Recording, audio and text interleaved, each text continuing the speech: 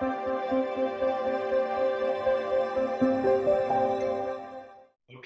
well, welcome everybody to maybe the first ever gathering of all the ex and present chair people of the IAPP Board of Directors. It's amazing to see you all here. This is part of a celebration that we've organized for the 20th anniversary of the IAPP, which is a really exciting thing that's happening this year. We have 57,000 members now. All of you on this call will remember when the organization was much smaller, but 57,000 members. Now, a lot of them hopefully watching this video after we have a chat together about various topics. We have more than 25,000 people certified across the credentials that the organization has built. So the numbers are really, really very impressive. And I think, as we all know, IAPP has a big impact not only in the lives of the people on this call, but on the lives and professional experiences of the people that are going to watch the video. Thank you, thank you, thank you. And as Trevor says, welcome, welcome, welcome. We're excited to have everybody on the call, and we're really interested and curious to hear your candid thoughts about some of the topics we're going to throw out. And there's no rules and nothing's off the table. Please be candid, and we are recording, so everybody should know that. And hopefully we can have some fun storytelling and maybe even some advice that could be interesting and useful for the people that are watching. So we're not going to introduce anybody. We'll pop people's names and titles on the video screen so people that are watching can find out who you all are. There may be a lot of LinkedIn invites afterwards, so be duly warned. Be duly warned. I'm sure many people would appreciate the opportunity to connect with some of the people on this call. So be on the lookout of how we can be helpful to others as well. So let's get started. Because I am this year's chairman, I get to ask some prompt questions that are going to help us get started. But I'm super excited for the first question that we want to ask, which is of Agnes. And Agnes, for those that don't know, is the first ever chairperson of the IAPP. And Agnes, I want to ask you how many books are behind you, but I also want to know, 20 years ago, can you just tell us a little bit about how it all started and Sure. what Sure. So 20 years ago plus, for me, it really began with Graham Leach Bliley. I was in the financial services area, and a lot of people at that time became privacy officers. And I heard of an organization called the Privacy Officers Association, and I thought, oh, I should probably join this and get to meet other people. Well, the Privacy Officer Association gathered, I remember, in a small conference room, probably in March of 2000. And there were a few other people there, several that were now very much involved with the IAPP. And we began talking about privacy, the governance issues, the situations that were going to be in requiring compliance for Graham Leach Bliley in 2001. Also around that time, there was another sort of competing privacy organization, and I always have to look that one up because I was not a member of the Association of Corporate Privacy Officers. You'll note that both of these organizations have the title privacy officers.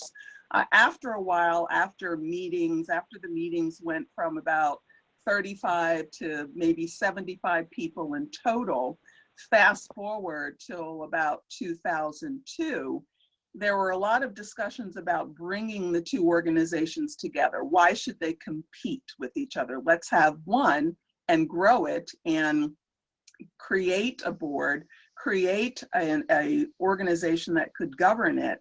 And I was asked to become the chair of it. And I love saying that there have been so many changes, obviously, with the now IAPP, the growth. You talked about it, Justin, at the very beginning. But my number one happiness and my number one, I think, success was hiring Trevor, Chris, you'll remember those interviews, those conversations in the summer of 2002, where we interviewed for someone to lead the IAPP.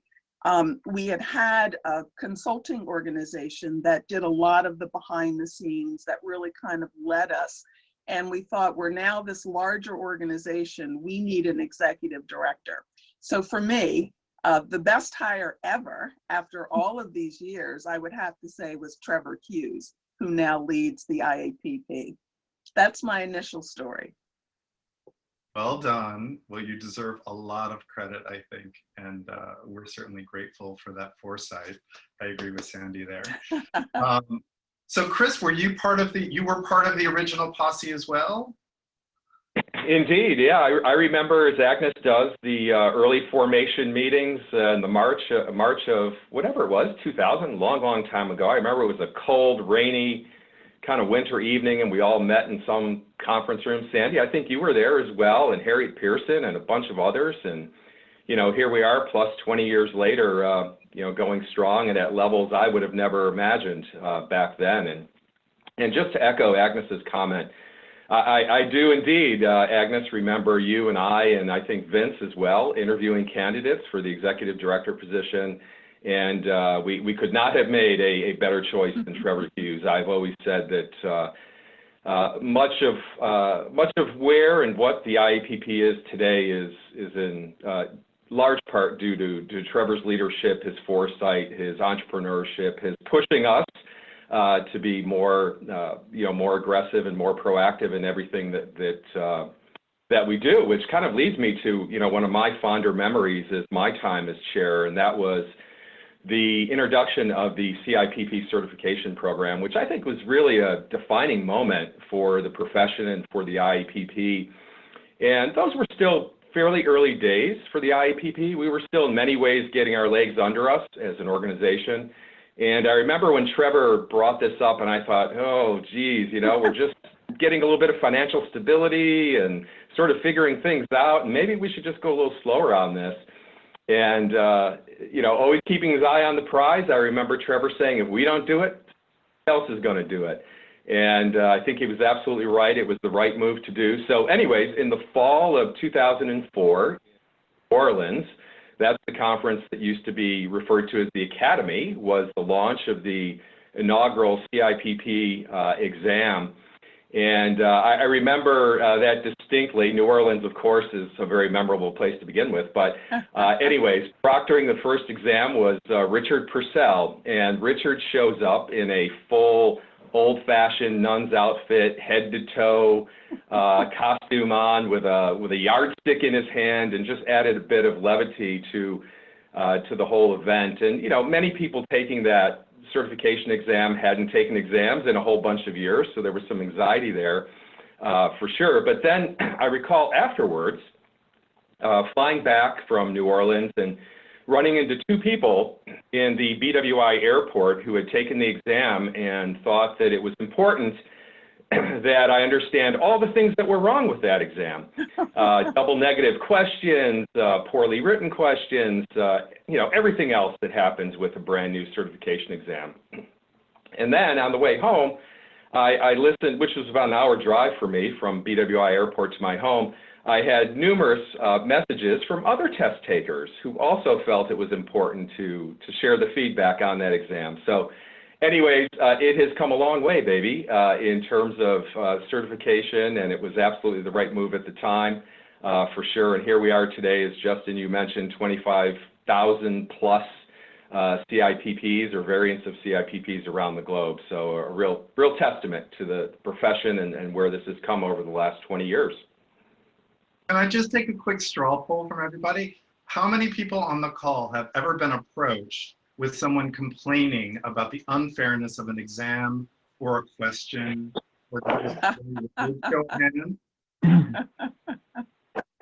Anybody who has not? All right. So on behalf of the global community, we are grateful you've taken these exams. We are sorry it is torture. And over time, this exam has strengthened and gotten better. And even, you know, there's quite a bit of science that goes into the testing of the exam now. For those of you who are very early adopters, we're grateful. And, but we see you and we hear you, and we thank you. Dustin, it's Boriana here. I will tell you my own story about my own exam. So when, of course, we became board members, we had to take exam because Trevor said, what kind of role model are you if you're not doing the exam? So I had to take it. And my first exam, I was too busy looking for gaps and saying, these are bad questions, these are bad answers, this could be answered both ways. And I was writing email as I was taking exam to Trevor saying, question is not right. By the way, it's multiple choice, but it should be, you know, another answer. So, you know, I remember I almost flopped my exam because I was too busy looking at the questions and thinking, why are they asking this? They shouldn't be doing this. So anyway, but I did pass. I never know how good or bad, but I did just pass. I think we all passed that first exam in 2004. We all took it at the same time, and I think we all passed. Goodness. I was going to say, I don't want to know any more about it. Exam, Agnes, that's right. And we all came out and we all started jibber jabbering saying, we have to fix these questions. So Sandy, you were part of that posse as well, that sort of initial thought leaders crew. And I wanted to turn to you because it's sort of shifting topics slightly, but it is related. You know, for those, I don't want to reference age, but I want to reference experience. So many people have seen. Well, you called yourself a grandma, that you love being a grandma, and I know that a lot of people, particularly newer people in the profession, are really drawn to you for a lot of really great reasons. I mean, I think many rightly describe you as a pioneer in the profession, and particularly in terms of women's roles in executive functions in organizations. And I was hoping you would share with us some of your experience, both while you were, you know, in-house, but also subsequently in terms of mentorship, because so many people that get involved in the IAPP, I think, are very hungry for those opportunities to seek out people who have been successful and want to hear people's stories. And I'm wondering if that indeed is your experience. It's what I perceive, but I'd love to hear from you. Well, yeah, and I thank you so much, Justin. And it's a role I love. And even though I've been rewired from Procter & Gamble for 8 years now, believe it or not, I'm still involved in privacy with being on some boards, but also for as an executive coach with some in the profession, because it's true to my heart. It's the right thing to do. We face it in everything that we, especially now, are going through. And during that time, okay, don't come to me for questions about that certification because we are grandparents. So I can't do that. But at you were grandmothered into the certification. I was grandmothered into that and still keep that, but I haven't gone for any more because terrible test taker. But anyway, it was because it was the right thing to do and it was the common bar. We would help each other at different companies with their programs and just getting started in the privacy profession. And so even though I was at P&G, I was helping some of the people at Kimberly-Clark and others because that common thread of doing the right thing for personal information, we wanted to get it right across the whole spectrum of companies. I can remember Burger King came up and I was helping their fledgling privacy program. And of course, it was all free because I'm working for P&G, right? But they gave me some Whopper coupons, which I passed around to some of the staff that were working in privacy. And then, so that kind of, still trying to help where I can. And from a gender point of view, there were some of us who were early in the profession. We kind of banded together as the Executive Women in Privacy. It kind of, Rena Mears used to have these great dinners, before that everybody, male and female, would just clamor to do because they were always such top-notch things. And she was with a consulting firm, one of her consulting firms at the time. And when she retired or left that first firm and was on her own, we kind of banded together and said, you know, let's have a women's group.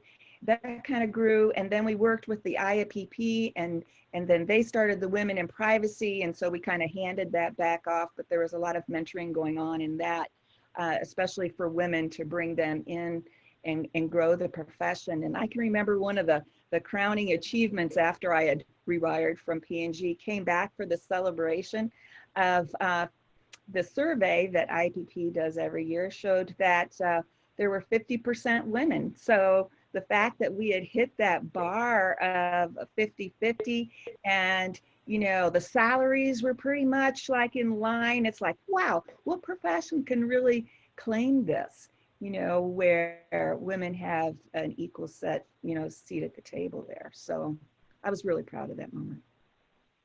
Absolutely. Justin, if I can jump in on the point that Sandy just made regarding the 50-50, I was on the board at the time that particular survey results came out, and I remember how excited Trevor and everyone was about this actually could be an indicator, if you will, for how the broader tech community could think about what it takes for there to be a better female balance or gender balance within the tech community at large. And we had done a number of discussions out with the media that actually has led even to now. I still have people come back and ask questions about what is it about privacy? What is it about the profession that actually has enabled that gender parity to be struck? And what can other professions as well as the industries at large learn from that? So I just think that was a really milestone moment for the IAPP and for the community at large. And Justin, I wanted to add, going back to the mentorship, I am a product of being mentored by Sandy Hughes.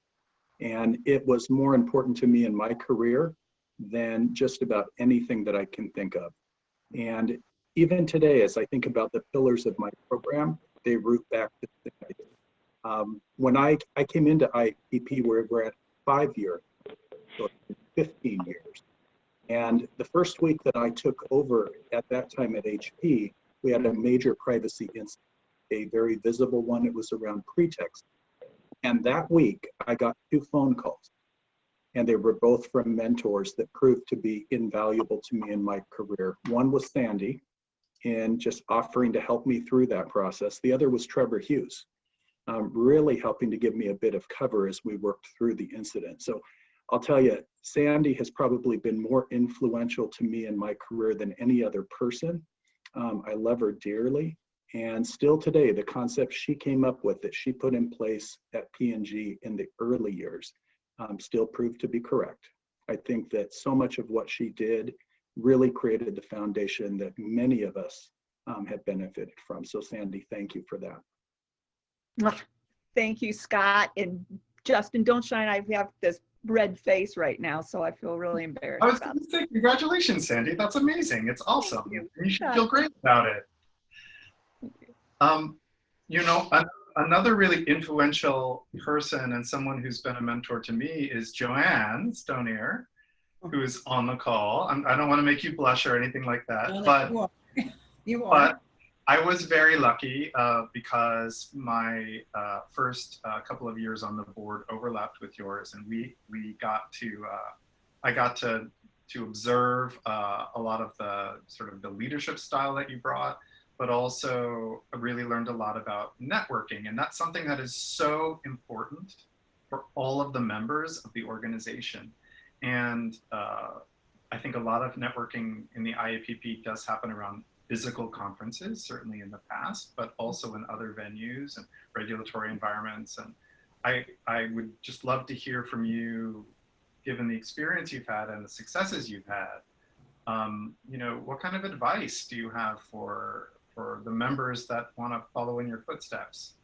And, first of all, my mentors I'm looking at them as well. So I'm looking at Sandy, and I'm looking at Scott, and I'm looking at Brendan, and I'm looking at Hillary, and I'm looking at Boyana. And all of those folks predated me on the board, and all of them were mentors to me. So I learned from, I don't know, giants, in my opinion as well. So, and Trevor, of course. When I was approached to be on the board, I already knew so many of these amazing people because of the networking of the IAPP. So I met Sandy through the Executive Women's Group. Boyana and I had the good fortune of meeting through the Center for Information Policy Leadership, which she leads now, but we were both members back then. And so the IAPP has always been a real cornerstone of networking, right? I mean, one of the benefits of going to Summit, and it's unfortunate this year we couldn't have it, Summit has been a gathering spot, but so has been the Congress, right? Different events that we've had all around the globe have really enabled a privacy community to emerge, right? So that's the first thing that I want to say. And then even when I was on the board, Justin, you know this, and Peter, you know this, and Hillary, I think you were part of this as post-chair, we started these crazy pub crawls to try to get to all the affinity groups, right? I hate to admit it was a lot of fun. It was a lot of drinking too, but in order to really get out and meet the membership, because the membership started growing. I mean, Agnes, I love the early day stories because there was only about 500 of us at Summit or less, right? That we could see each other. When we were in breakout rooms, there was, 30 people, not, these huge breakout rooms that we have now. But, I've had the good fortune of also having mentors that have dragged me along with them into really interesting conversations. And Boyana, you're one of them. Jennifer Barrett Glasgow is another one who would drag me across the globe to different meetings where they thought my voice could be helpful. And so what I would say to our members is make friends, but make friends, professional friends, and have conversations not just about what you are personally experiencing, but what you're professionally experiencing. I mean, along with Peter and Hillary, we had the experience of the GDPR, right? So Hillary was the chair in 2016, 2017, 2018, and we had to help the membership really figure out how do you implement this darn thing, right? When we finally got the final wording of the regulation, how do you do it? How do you then really be up on its feet? There's so many ways that we are subject matter experts, and I think that's one of the reasons that women and men do really well in this profession is that it requires translating law to technology to business. And so we wind up needing to be great translators. And what has happened for me, I've just had the good fortune that organizations like the World Economic Forum and the United Nations and the OECD has needed translators at this time to translate what does all of this mean for the globe. And so, but it means that you have to be willing to listen as well. And that is also what the IAPP has taught me, right? We have watched from the earliest days, Agnes, right, of the profession. And when I think of GLIBA, right, and what we were struggling with back then and trying to undo that, understand that language, to the language all the way today of CCPA and the Brazil law, right? We still are using some of the same skills, but how we apply them is different. And the world has gotten extraordinarily complex. And then you throw in things like COVID, right? And the balancing act that all of us are asked to do. And I just think that networking is the only way that we can continue to evolve into the new world of data use, right? And privacy and security and all the things that all of us have balanced throughout our careers. So I've just been fortunate to have known all of you because all of you have made me just incredibly smart. So my advice is get to know your peers, get to know them personally and professionally, and it just all happens. Great, thank you for that. So you said a lot of really interesting things. They were like bonbons on a table, but I'll choose one of them, which was your emphasis on the idea of who we are, that we are subject matter experts. And it seems to me that at the IAPP, and this is true across the world, that there's always been this question or this tension about, is this an organization of lawyers? Is it about being a lawyer versus a non-lawyer? And I wanted maybe to ask Jonathan, what your perspective is on that. I mean, you're a very dedicated, prestigious lawyer who's definitely embodies in my mind that sort of cadre that was at the heart and core of an important timeline in the IAPP's development, and I just love to hear your thoughts, whether this is still a lawyer's profession, is it something more than that? What do you think, and has it changed over time?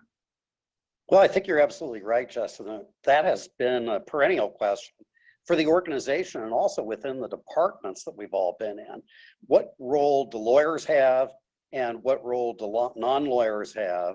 I think one of the things that's challenging as a lawyer entering the profession is that as lawyers, we're accustomed to giving advice, but not implementing it. So we deliver advice to people and they implement it. But being in the privacy profession, being a chief privacy officer, that requires a different set of skills, a new set of skills. In addition to having to understand the law and at times interpret the law, it also requires building the processes and procedures and structures that enable implementation of the law. And I think that that can be a stretch. It was a stretch for me. I've been in both the position of being a lawyer within a corporate legal department and being chief privacy officer, and also being a lawyer, but not functioning as a lawyer within an ethics and compliance department for two very large companies in both cases. And I think the profession has matured about being more deliberate about the processes and the procedures, and not just the legal advice.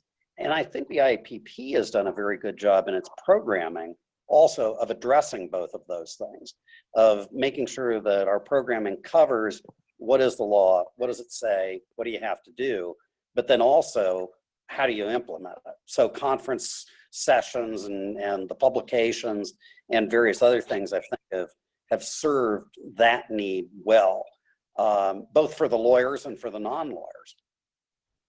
Jonathan, you're really right about the evolution of that. I remember people were perhaps an attorney, but also a chief privacy officer. Now you're finding that also, but you're also finding a lot of people in the legal department with privacy responsibilities. I think there's been a real growth and an expansion of the different roles people play that manage privacy.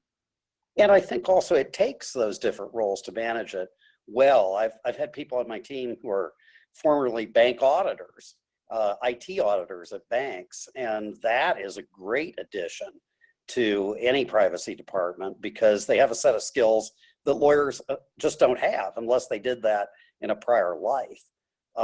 So it takes a village to operate a privacy department, and it can't be comprised just of lawyers.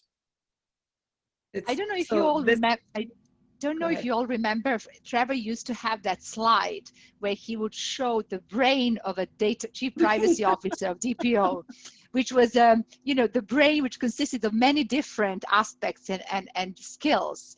And of course, there were legal skills, there were leadership skills, there were marketing skills, there was, you know, kind of follow me skill, jump off the cliff, but also the technology skills, auditing skills.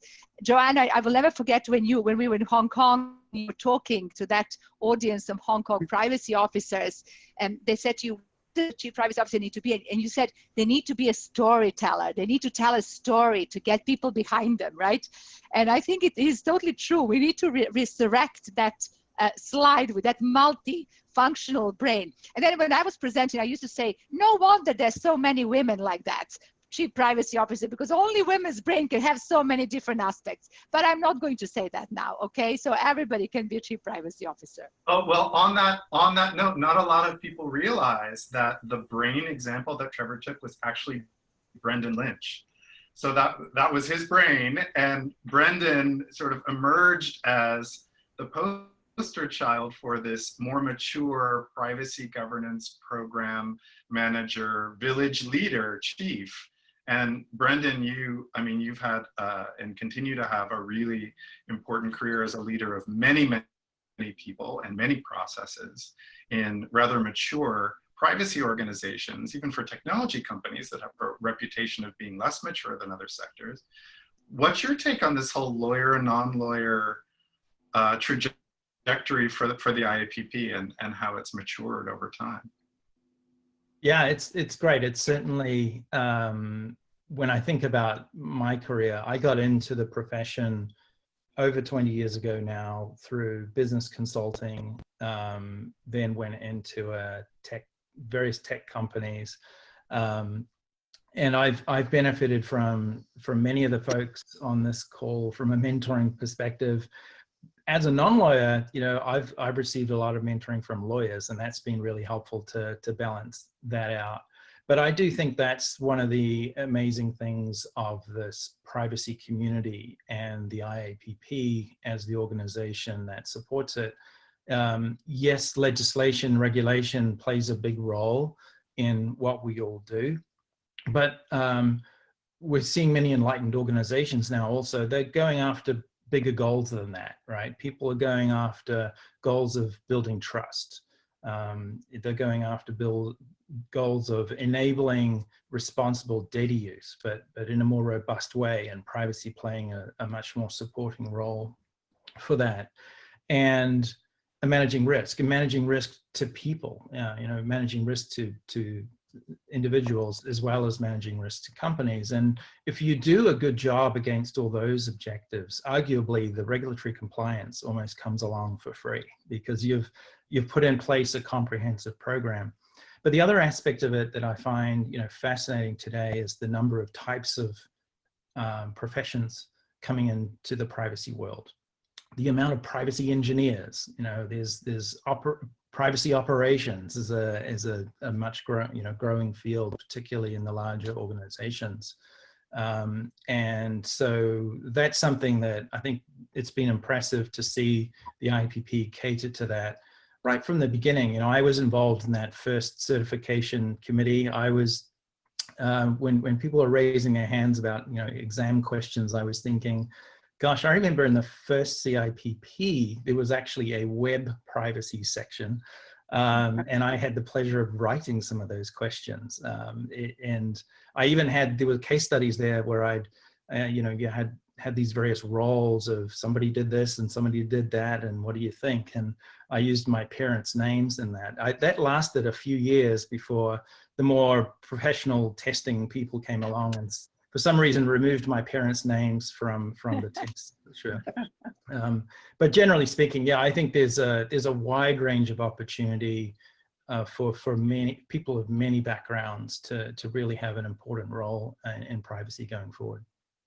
I think you make an important point, Brendan, and that is that I think the profession over this 20 years has really moved from focusing on the can we to the should we.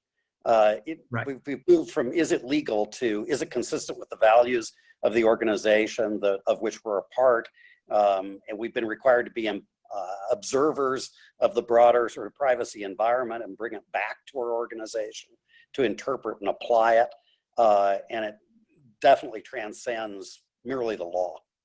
It does, yeah, and I think what we're seeing is an outgrowth of data ethics, essentially as an outgrowth of privacy in many ways, in many companies as well. My undergraduate degree was in philosophy, so what I aspire to be is a privacy philosopher, and I don't think that job title has been defined yet, but as soon as it is, I'm there.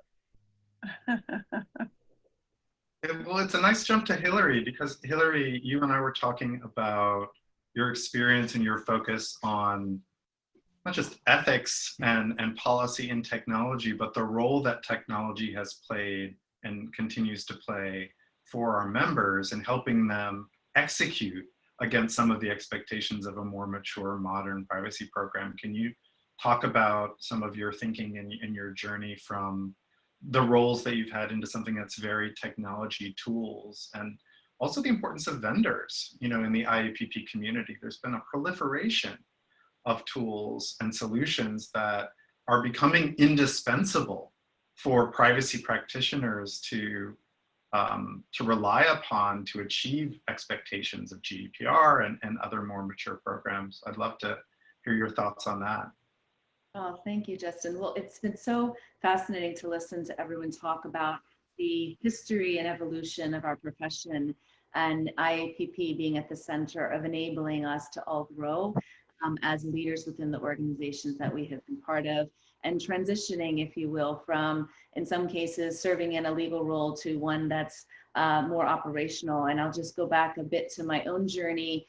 I started out doing privacy actually as a marketer, and then as I was in law school at the time, and then as a non-lawyer still studying to get her law degree at night, and then ultimately then as a lawyer for I think about 6 years or so, and then transitioned over to the compliance part of the organization that I was part of, where our goal was to move beyond, as John was saying earlier, the giving of legal advice and hoping people followed it and throwing some auditors out to check whether they did, to looking much more operationally as to how do we get these things done? How do you really mobilize the organization to have accountability and responsibility for embedding privacy into what they do every day? And what's been so interesting to me in working with all of you over the years and with those at the IAPP over the years, just how much this continues to evolve and how much GDPR has really forced a lot of organizations who hadn't yet gotten there,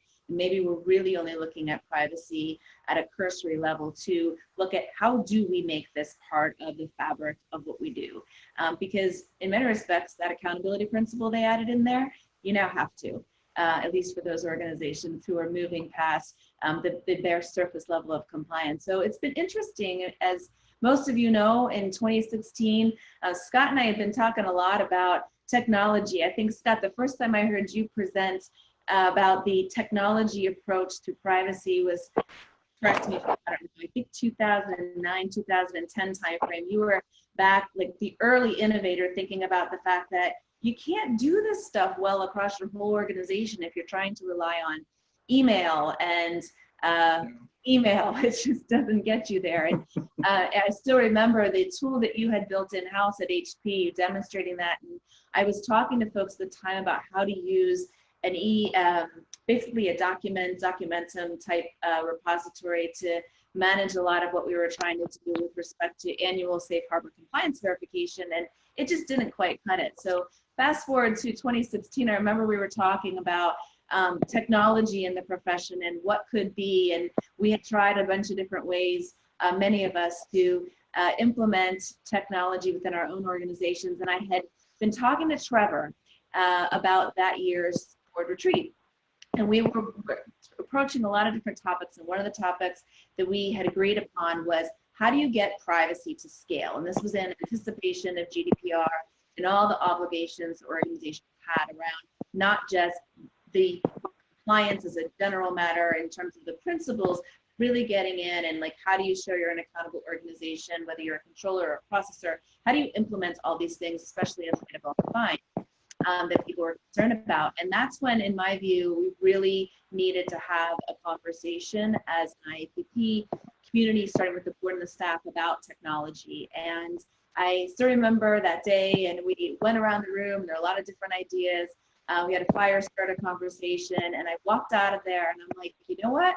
I need to be part of this and making it happen. So it's been really an interesting journey for me over the last 4 years, trying to design technology solutions among many, many others. I think at the time there were probably like 10 vendors, 10 privacy tech vendors in the space. And now I think of last count that Trevor shared with me, we're over 300, and it's growing day in and day out, because there's a huge need for those of us who manage privacy within our organizations to actually be able to discover what data we have, how it's being used, where it's moving, and then how to embed it into what everybody's doing every day. And we know the rest of our businesses are becoming digitized, data-driven, and without technology to actually support that, it becomes really, really challenging. So I think it's been interesting 4 years later to reflect back on how much has happened, but really, I think in the absence of a law like GDPR, it probably wouldn't have happened quite at the pace that it has. I think GDPR was a huge driver. CCPA is becoming a bigger driver for those organizations who weren't subject to GDPR. And I think where it goes, we can only guess, but it's an exciting ride, as the entire time being a privacy professional has been for so many of us. Thanks for that, Hillary. Peter, so GDPR hit just like COVID hit while I am chairman. GDPR hit while you were chairman, if I'm not mistaken. So it did. Do you think it had any impact on the organization at all? Size? Well, I think about it a little bit differently. Go back, gosh, 15 years ago. and we had an IAPP Congress in Toronto. And they got David Lucadelis and Jennifer Stoddart and Trevor and some folding chairs up onto a small stage, and we all got hockey jerseys. And that was our big international presence. That was our huge international moment. We all had to take our passports to go to Toronto. And if you recall at the time, the European community was coming to IAPP conferences and to commissioners' conferences, and it was a US versus Europe. You know, Americans don't understand privacy, Europeans don't understand Americans. And Trevor had this view at the time that he was pushing very hard with all of us, I think, that there was no reason that the IAPP had to be viewed as an American organization. And there was no way that we had to be viewed as the GLBA organization or the Federal Privacy Act organization. And you fast forward to the time we've all been involved with now with GDPR and the IAPP. I went to Munich. Gosh, the thought of traveling is wonderful. But I went to Munich for the conference there, sold out pre-event, huge event running in 2 languages, even Paris now running as a major conference and really considered to be a standard bearer. As many of you said, you know, the world of accountability is not just the world of GDPR. It set the framework for what a lot of us do. Frankly, it goes back to a lot of what Scott and Sandy and Brendan and others have been doing for many years and teaching all of us for many years. But this is now the international standard. And for Trevor to have thought 10 years in advance that this was where the profession was going and that this was where the IAPP was going is so forward-looking. And I think it's played a really big part in getting us where we are. So to answer your question, Justin, it's a very long way of answering your question, but I don't think GDPR did this to the IAPP. I think Trevor saw it coming, and I think he got out ahead of it. But before I pass, I want to go back to a discussion that Joanne was having about networking, and I'll tell a very brief story. I remember back when the conference was at Woodley Park, and you know, the big events there were the networking, particularly the Microsoft party and the suite off to the side in the old tower. And one year, my beloved Joe Oliveff and I went up to the conference, and we didn't buy passes. And we sat at the table in the coffee shop that was closest to the entrance to the conference, and we were meeting with people, and we were getting a tremendous amount out of it. Trevor came up to us and said, "Okay, you knuckleheads, I've gotten you passes, go in and learn something." But it was a statement, that ours is a profession of learning from each other, of being around each other, of seeing what's happening, and like great athletes, advancing on it, you know, trying to do the mile a little bit faster. And to the extent that I've played any role in that, it's on the backs of all of you. So thank you. That's very, very kind words.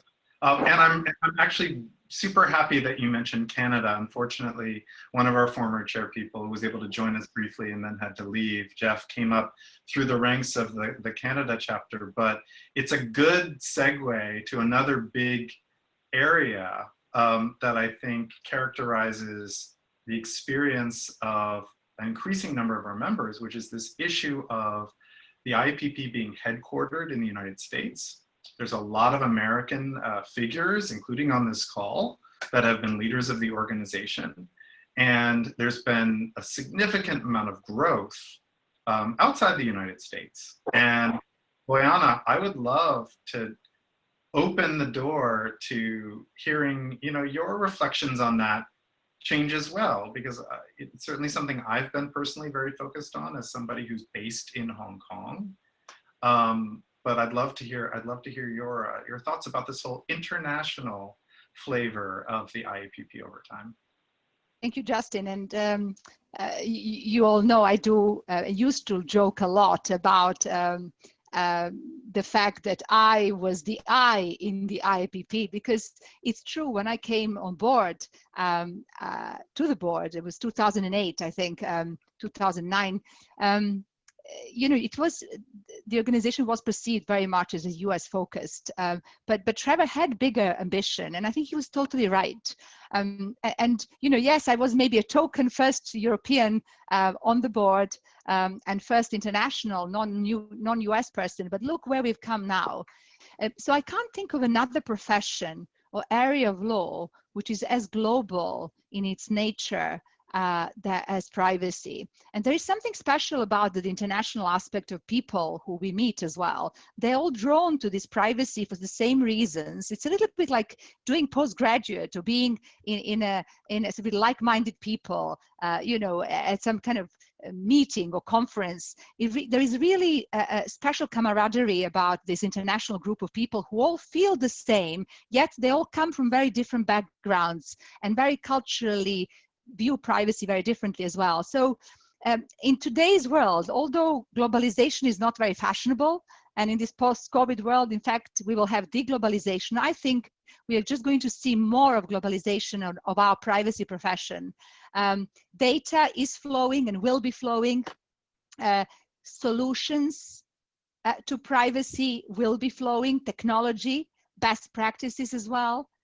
The laws are converging as well. And to Peter's point, it was the US who invented Chief Privacy Officer, not the GDPR, right?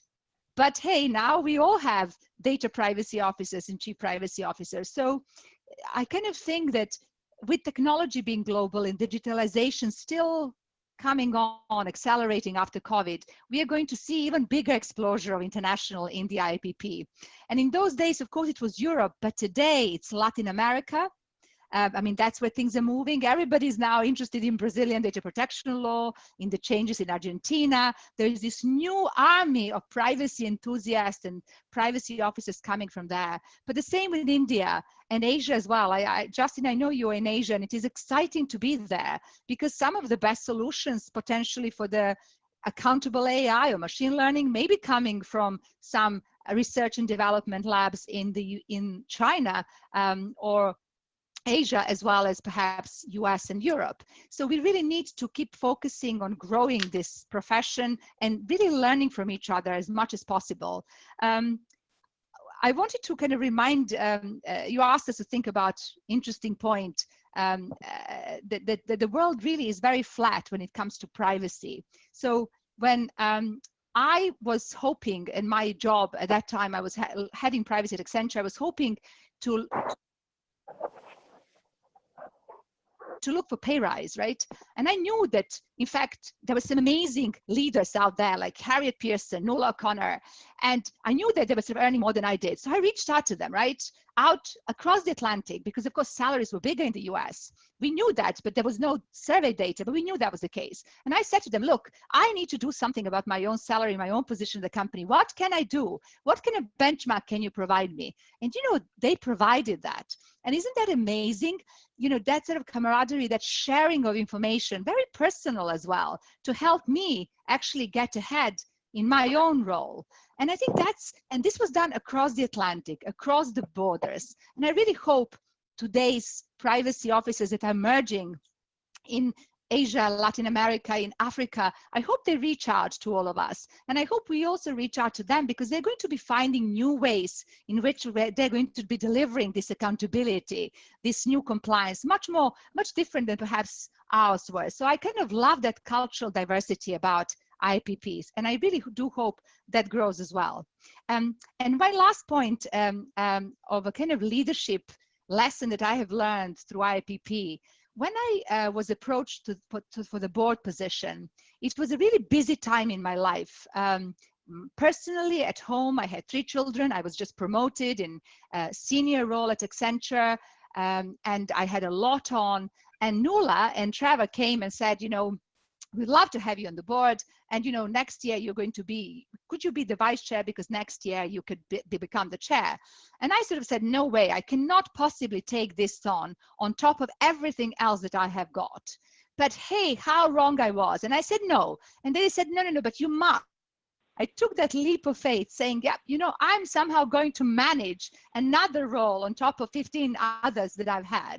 And it was the most amazing time.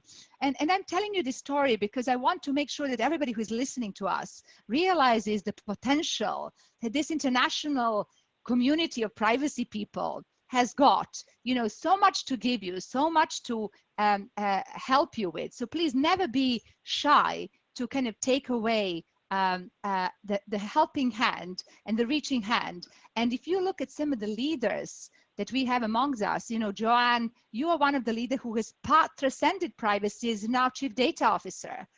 We have got Keith Enright, who is sitting on a board as a privacy expert on a board of another company. So I think this is hugely exciting. And I really felt I needed to say a plug for our profession, because I think the skills that we have got and that cultural diversity and the ability to see beyond just our law, beyond just our country, beyond just our company, it is something special about the people who do privacy, and no matter where they are in the globe as well. So long may it continue. Well said, Bojana, well said. That brings us actually very nicely to the present. And Kalinda, I'm turning to you because you and I happen to be right next to each other in terms of the sequence. We're lucky we still have you on the board.